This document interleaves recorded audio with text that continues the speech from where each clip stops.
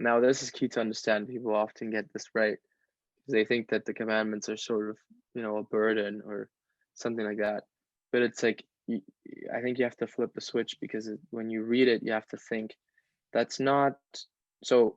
God doesn't need us to follow them. It's actually the other way around. It's like he gives us them so that if we follow them, we were to be fulfilled, right? It's about making us happy, and it's about him giving us these laws so that we can do that. Welcome to We Need to Talk, where we try to figure out how to find fulfillment in life and reduce dissatisfaction. Listen to this full episode if you'd like to hear how crucial it is to take responsibility in life, especially, for example, taking responsibility for one's time and then one allocates it into useful, beneficial endeavors. We also dive into some biblical ideas such as the concept of God and the Ten Commandments, for example, how at first sight they might appear to be confining oneself, sort of like a burden to oneself, but really the Ten Commandments might potentially be an instrument to find freedom in life, really actually what might seem quite counterintuitive at first sight. So enjoy the episode and don't forget to subscribe. Let's go. What kind Yeah, of go a ahead. man do you want to be for your family, friends, and community in life? Hmm. Yeah. Um, I mean, there's a million things you could say to this question, right? Um, I think I start off by with the first thing that sort of would be obvious, you would think, but is not so obvious in our times. Um, I would say responsible. Now, I don't just mean, responsible as in, put your trash in the bin. Um, I mean like actually sort of like standing for what you do, and really um, sort of making sure that the life you've been given, and like the things you're good at, and the friends you have, the relationships you have, right? Like that you bring all of this to a context where you say, okay, this is what I have, and I'm gonna foster it, nurture it, right? Like whether this is yourself or your relationships, or your work or whatever, right? Like that's what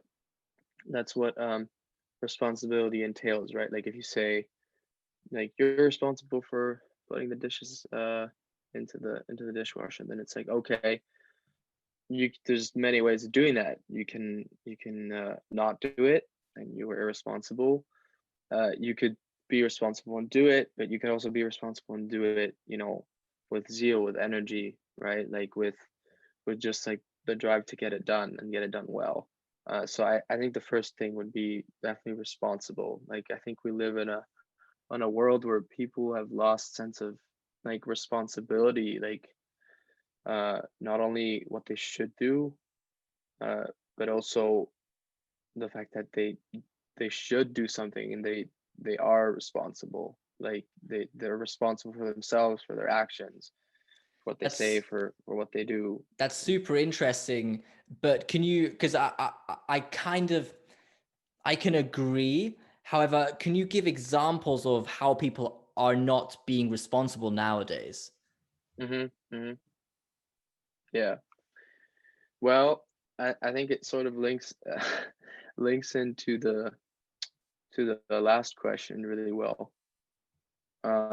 This sense of like responsibility over your time, right? Like when, okay, this might be, of course, it takes maybe a a religious thought, but Go if for you it. if we if you would say, uh, if you do believe in God, which obviously you're free to do, um, if you would say that afterlife, you were to have a direct meeting or a judgment or a confrontation with God or with the divine, then really I think one of the essential like questions, not necessarily because I'm not aware of what God would ask you, but I think one of the essential like key ideas is like, what did you do with the time I and God gave you, right? Like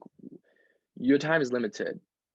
We all know that. We're all gonna die. I mean, we all live, we all die, we all get born. I mean, it's the cycle of life. But really, just being responsible over the days, the minutes, the seconds that you're given, and irresponsible would be like the simple example as what we talked about, right?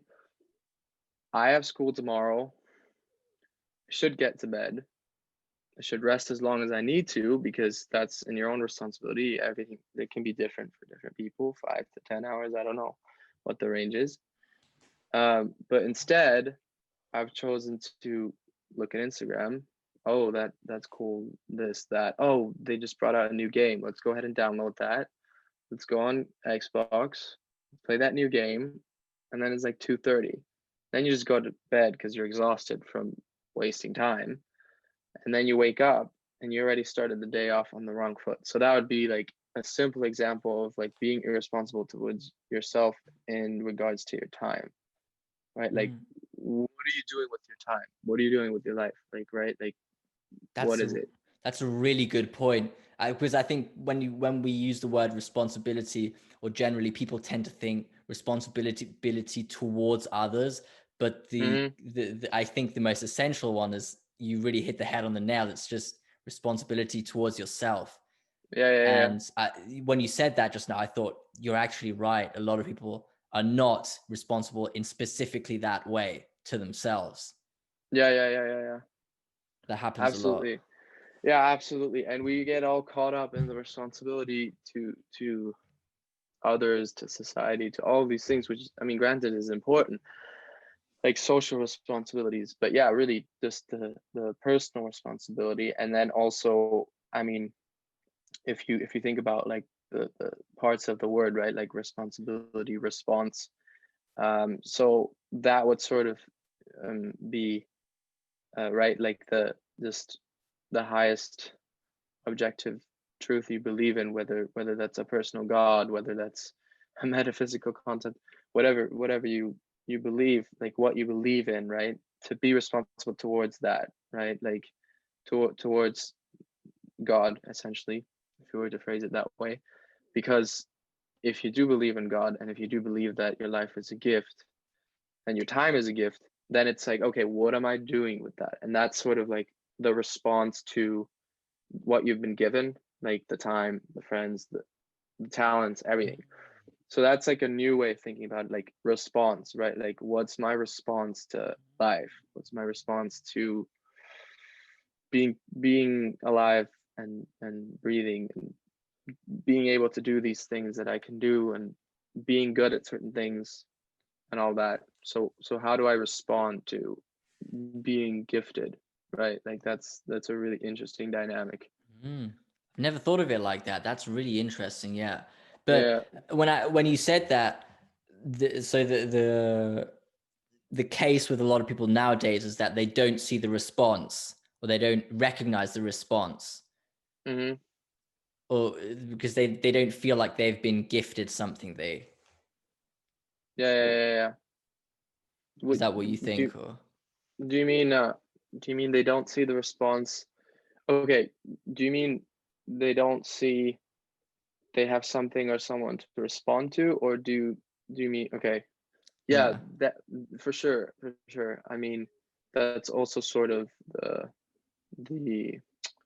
the I'd say danger of um focusing everything on responsibility of self and not having something great. I feel like you need something greater than you, right? You need some sort of, as I said, God or some sort of belief that's greater than you, right? Like you need to put your faith in something greater. And I feel like that's sort of the chain. Like you are responsible towards God essentially, um, for what you're doing and so on. You're responsible to yourself because um, you're the one that's right. You're living, you're breathing.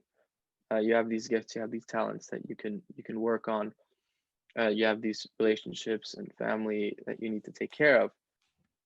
And then essentially then comes the sort of, and you also have people that are not friends and family, but that live, whether in the same country, community, whatever. And those you're responsible towards as well. So I feel like we either, what you said, kind of the dynamic of forgetting yourself and sort of just like being all out for the others, right? Like all these Black Lives Matter and all these things, right? Which is like, okay, that may be good, that may be, in your opinion, something important, but what about yourself? Like, are you getting to bed? Are you doing things you have to do? Are you like, are you working on yourself? Like, are you working on your relationships? Are you working on your habits? Like all these things, which is like, what? Like, I don't do that. Like I post on Instagram, like all these things.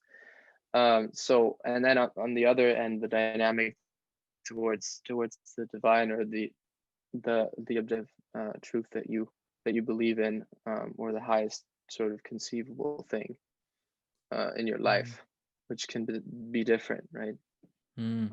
But So, I think there needs to be this dynamic that there is something greater than you that you're responsible towards. and so what that sort of rings a bell in the sense that it's people don't understand what the concept of God is, or what this. Yeah, And for why sure. would you say a lot of people don't understand it nowadays? Again, I think it has a lot to do with the context that we live in. So if you say, wait, how did you phrase it? Did you say there's a lot of people that don't understand the Yeah, concept, so a or lot of people okay? don't grasp that there is something pretty, how do I put it, that there is something. Okay, so for the way I interpret it is that there's something really, really awesome, really something really, really valuable in life that can be found, and it's profound essentially. However, people don't Mm-hmm. believe that this thing exists. Mm-hmm. Yeah. Yeah. Yeah. I think, okay, so if you phrase it that way, I think well, if there is such a thing, um, how many people nowadays are living like there is, right?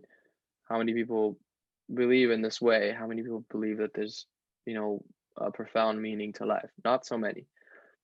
So that's sort of the first point I would make. If you are just like, boom, you're born into the 21st century, like right now, recently, right? The first thing you learn, I mean, okay, of course, from your parents, but also just from the wider social context. It's like, if all you hear is that there is nothing greater than like us, like humans and you and your family and stuff like that, and meaning, well, okay, maybe not, whatever. If that's what you're hearing, that's what you like, it comes through your senses, and it goes into your mind. That's all you're hearing, then really how are you supposed to, find meaning, like find God? And there is these moments, I think all of us like have them, where maybe in a bit of silence or in nature or something, you're just like, okay, like phone aside, like really the world is real, and there's something greater than, Instagram and all these things, right? Like you really feel like, okay, there is there is something here. And I feel like many people don't experience that because often they're too caught up in other things. But I would say it's a lot has to do with the context, like the society we grow up in. Yeah. It really does have a lot to do with that. I think. And I think. I think a lot of this is part of this context, that kids aren't really taught that humans are special, let's say, or Mm-hmm. capable of potentially, well, no, I'm not going to say that, capable of immense creations, it's a lot of it has to do with that people just aren't educated on I would say literature on human nature. Yeah, It's for just sure. it's like a really almost trivial barrier. It's like nobody ever told me uh, to to read a good book. I mean, I read good books. I read self-help books, which were reasonable, but compared to strong literature on human nature, and I'm not talking something literally on the human biology, but I'm talking about books on human psychology but fiction books, not non-fiction. I'm talking about fiction books. And if you pick up a book like it and you take it seriously, it changes your psyche. It really, it's Yeah. unbelievable. But people, I guess we don't read these books really, or Yeah, yeah, that's a really good and like astonishingly simple fact. But yeah, that I would definitely say it's like we don't read. We don't read, and we don't just don't read. We don't read good books. We really don't. Like no one, you know, as you said, we don't read substantial literature. Um, Anything we read in school, we read for school. Fine. No deeper. There might be a good book or two. There might be a significant, you know, Shakespeare book that sort of touches you in some way, in English or something like that. But you're still kind of just getting it done for the class, right? You're for not sure. personally involved and letting yourself, have the book like act on you, as you said. So yeah, that's definitely one of the big ones. Either what we read is just garbage, or we don't read, or we don't read great books, and like books that are like actually about what's real and not just some novel that keeps you laughing or Mm. something like that, What kind which of is important mhm. too. But yeah, go ahead. Do you have any books that you could recommend that can help you understand how to find meaning in life, or what's, you know, that Mm-hmm. kind of direction? Not Yeah. specifically how to find meaning, but powerful books, these types that change your being. Mm-hmm. Mm-hmm. Mm-hmm. I think one of the big ones, which is often, this is the thing, since it's so inherently bound up uh, with religiosity, which is something that modern man often tends to shy away from. Mm, But people really don't see the value in the Bible.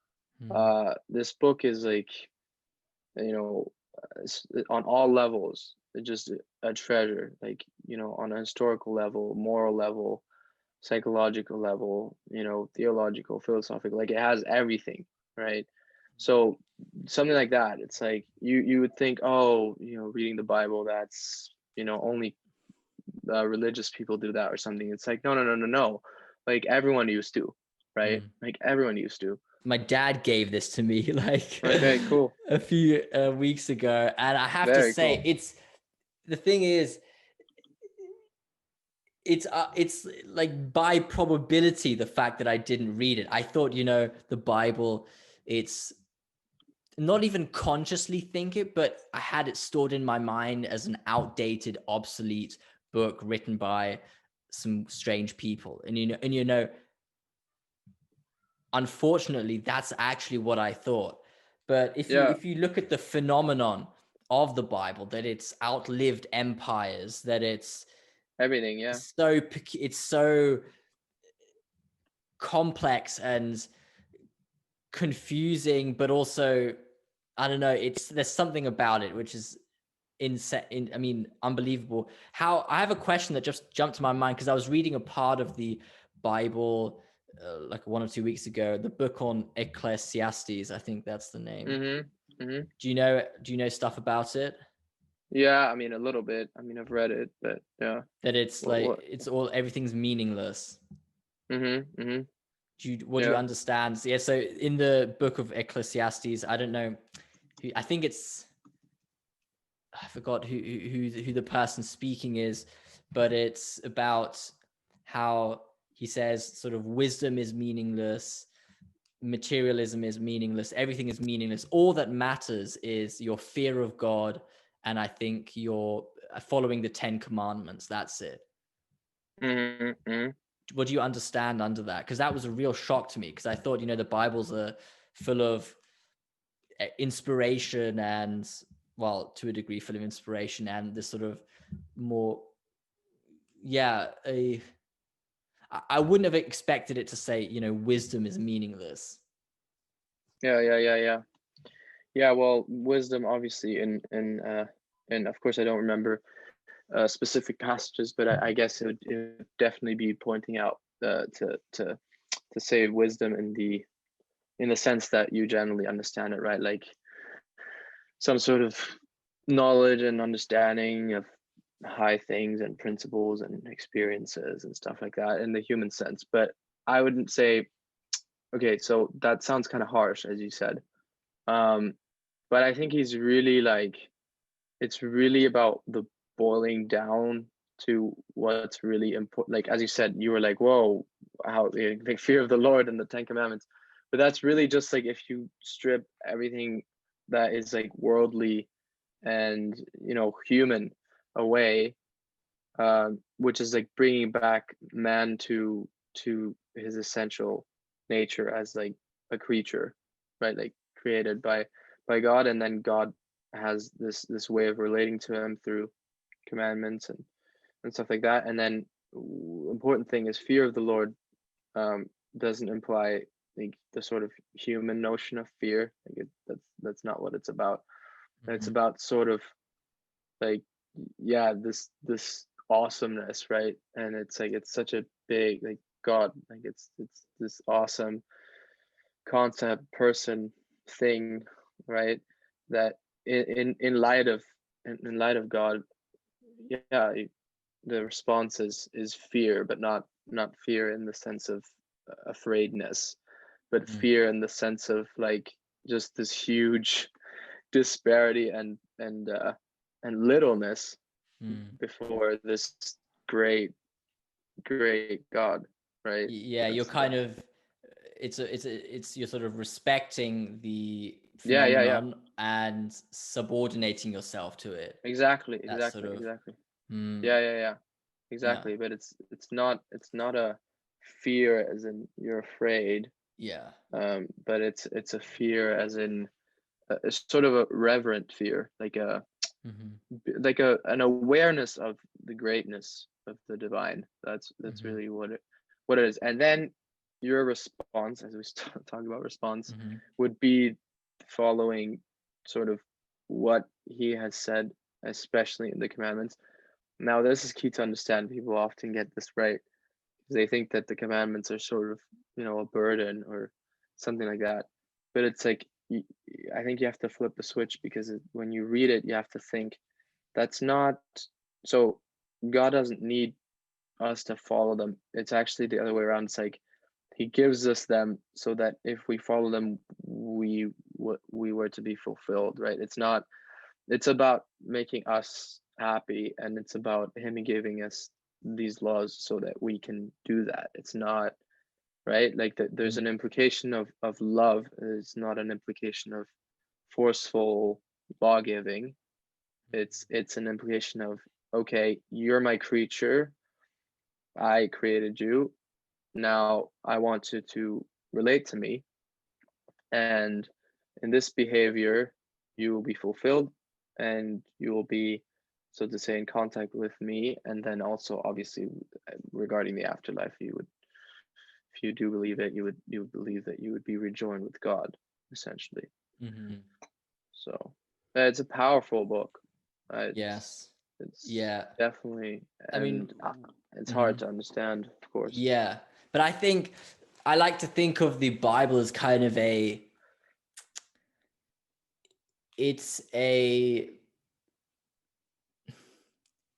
description of humankind, really. It's really it's just the consequence of people looking at each other, observing each other, and sort of documenting the ways of life that go downhill and ways of life that go uphill, and then Oh, inform you absolutely. on how to get on, like, yeah, what these ways of life are. And then it's kind of, yeah, I would say that's what it is. I mean, this is a bit my, I think it's literally, it's kind of a self-help book essentially. It's to a degree. And the reason it's so contradictory and confusing is because that is what life is.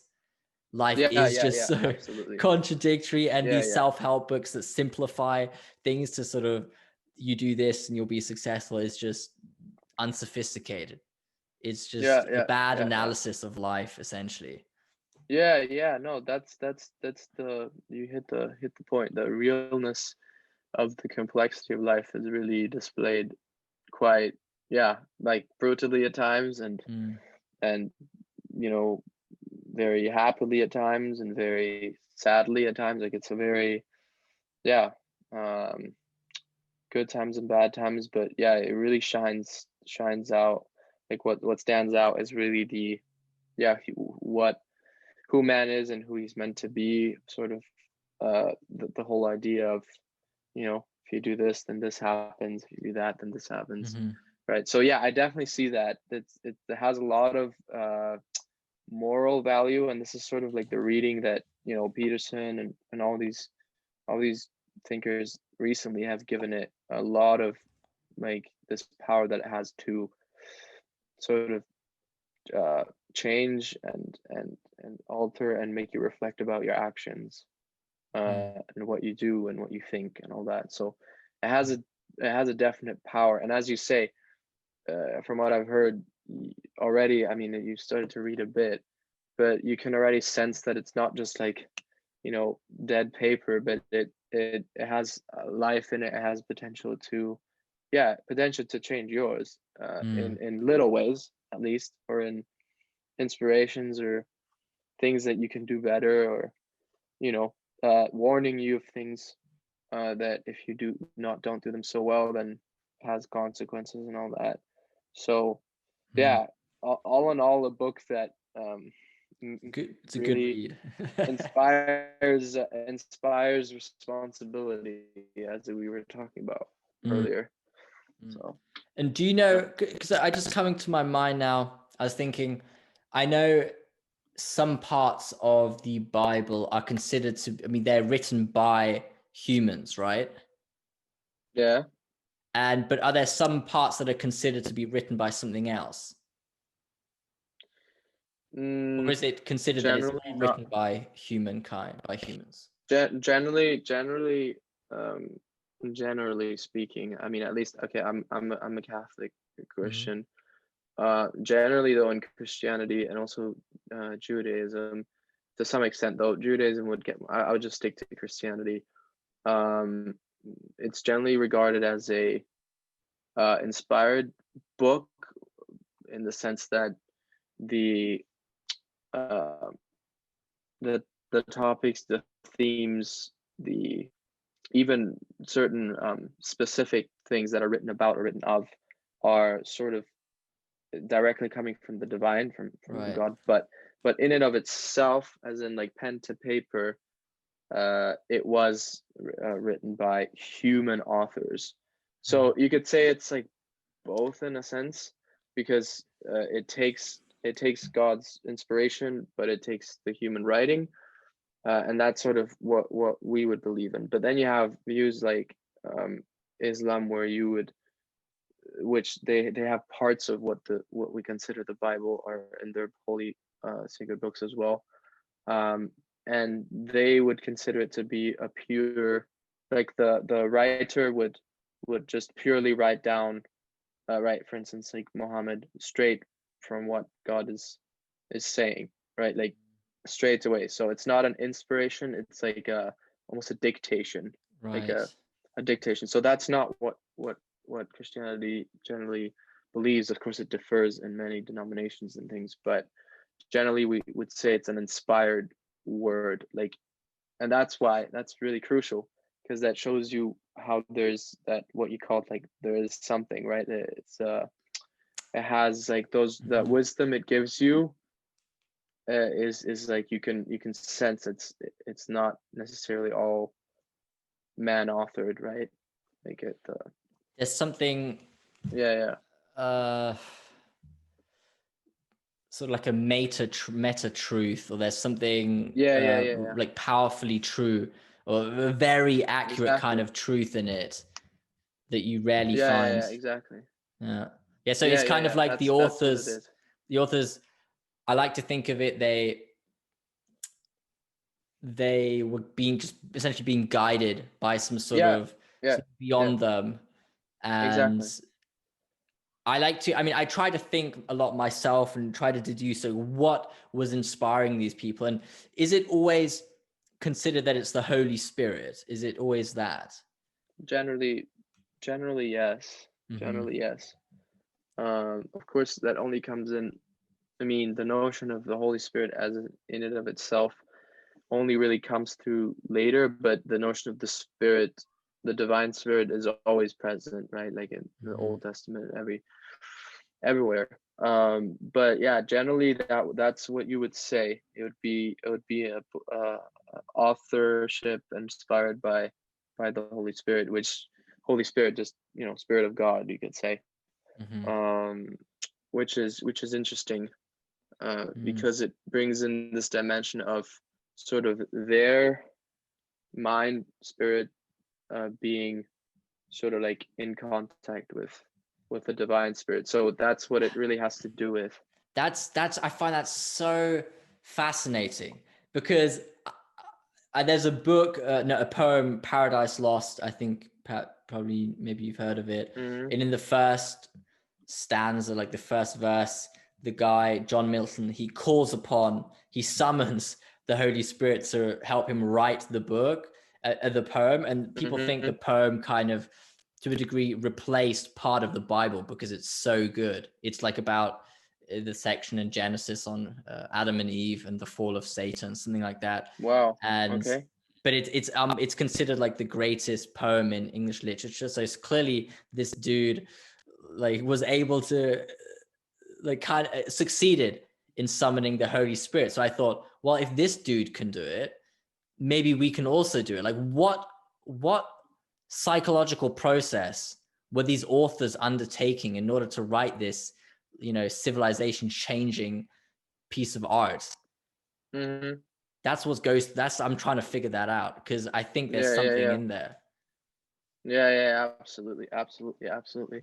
Yeah, no, I definitely say I'll definitely say I've heard of Paradise Lost. I haven't actually read it, but yeah, you could definitely say, whether expressively and like actually outwardly written down, as in that they're calling on the Holy Spirit or not, because many times it's also mentioned, right, in the Bible, that the Spirit of God is mentioned expressively, but other times it's also implicit. I would just say, whether it's written down or not, there's always that notion. And I would say, coming back to what we said earlier, it has a lot to do with the way in which you live, as in your actions. Um, but those actions are linked to being in accord with God. So the fear of God and the commandments. Commandments are about how you act.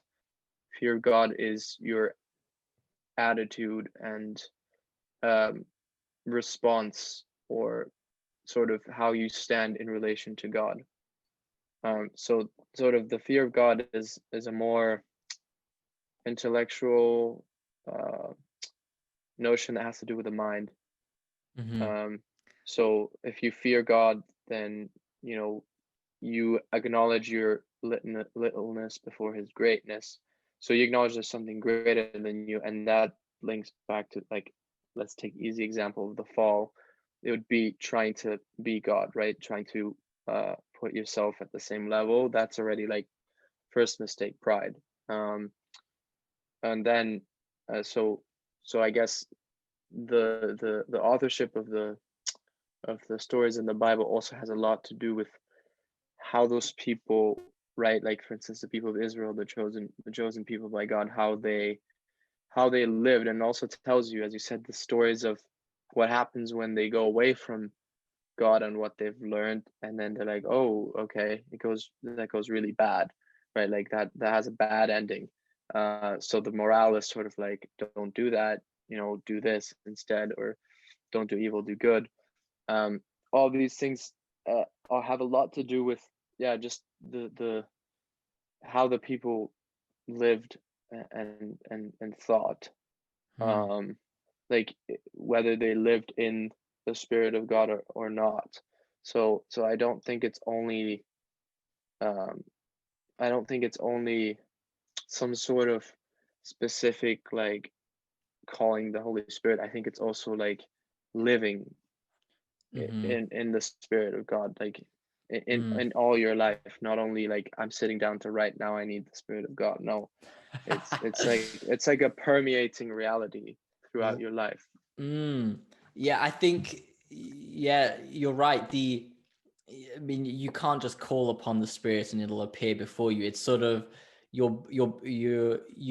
yeah, you behave in specific ways that, let's say, mold your mind, and your mind kind of opens itself up. I would say it's kind of this interplay between your behavior and your mind, which is Mm-hmm. an interplay, oh, yeah, where you're being, let's say, humble, ethical, open, Mm-hmm. and all these good traits, and your mind kind of, or your soul, I would say, kind of Yeah. sort of starts to shed something, and it starts to become clear, and yeah, something No, good. yeah, yeah, And then it's over time you start to grasp the divine in life, and it starts to gradually become apparent to you. It's not a quick process. It's like a slow process. And yeah. It usually is a slow process. Yeah, that's right. That's uh, right. but how do That's you right. think,